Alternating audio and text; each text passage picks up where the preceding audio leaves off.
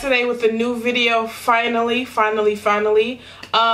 This look is a Christmas look, I guess you can say, because I'm going to an ugly sweater Christmas party. You can't really see my sweater. Maybe you can see it a little bit. Woo! Okay, so there we go. Yes, this is my look for today. I hope you guys enjoyed this video as much as you can.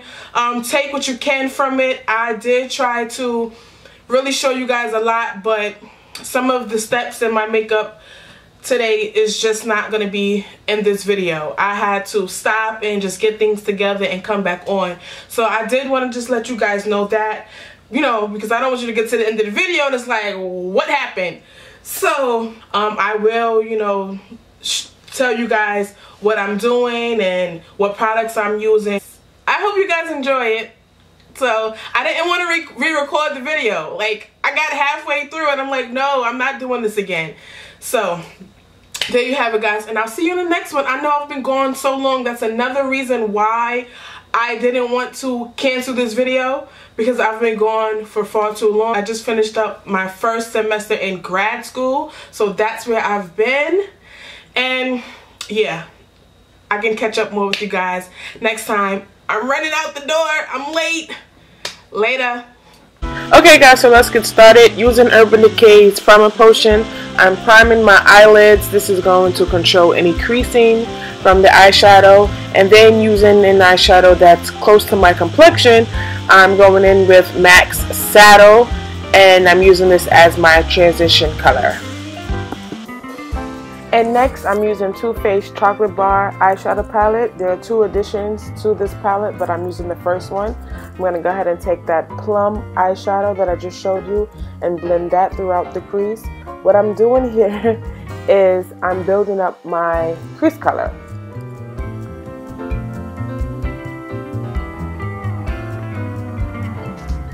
You want to be sure to use a nice fluffy brush. You don't want to use one that's too dense or too tapered.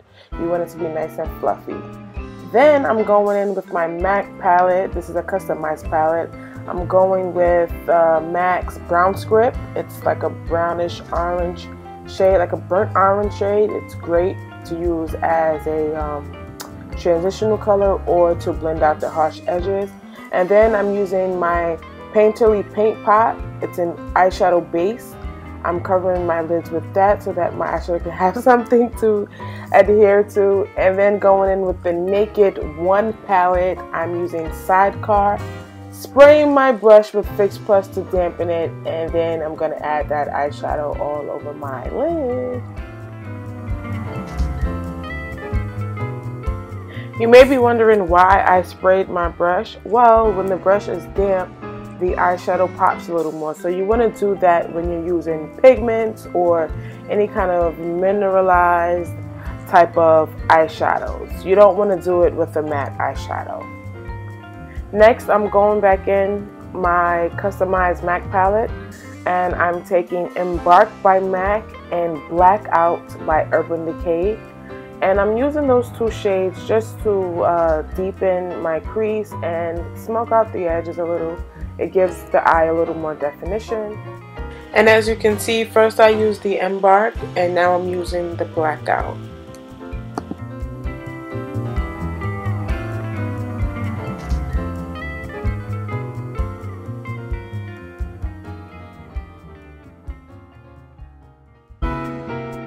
And right here, I'm just going back in with that fluffy brush, and I'm just blending out the harsh edges. We don't want any harsh edges in our eye look, so that's what I'm doing here.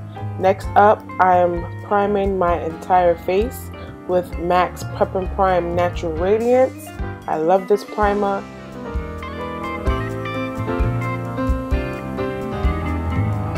Next, I'm using MAC's Prep and Prime Skin Refine Zone Treatment This is a great primer to control those oils. I'm using this in my T-zone because that's where I get really oily. So this product really controls that oil. On top of that, I'm using Hourglass Mineral Veil Primer. This works just as great as Milk of Magnesia. It really keeps those areas matte in your face and controls the oils. On top of that, I'm using MAC's Prep and Prime highlighter pen in the shade Peach Luster. This is a corrector. You want to use a corrector under your concealer or under your foundation, because if not, those dark circles will appear gray under your foundation. And what I like to do is, after applying the corrector, I like to add a concealer on top of it just to really make sure that I won't have any gray areas.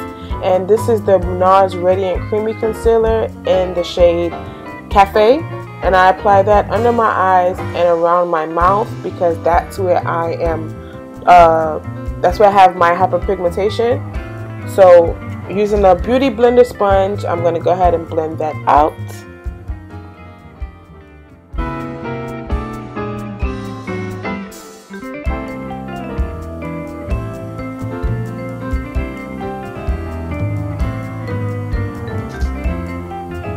Moving on to foundation, this is the NARS All Day Wear Luminous Foundation. If I'm not saying the name correctly, it will be down below in the description box, so be sure to look out for that.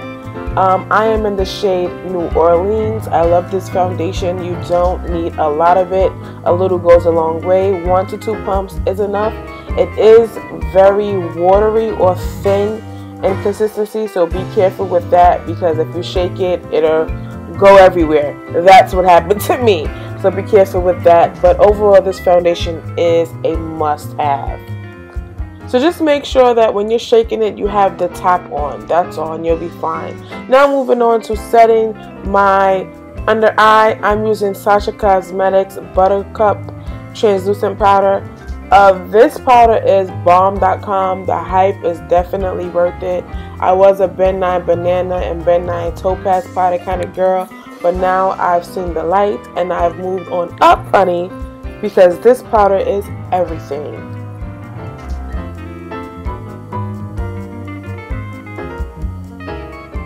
Next, to set the entire face, I'm using MAC's Mineralized Skin Finish in the shade Deep Dark. I love this powder. It's very universal. You can use it as a setting powder, as a foundation, or just a quick powder to run out the door with. I love it.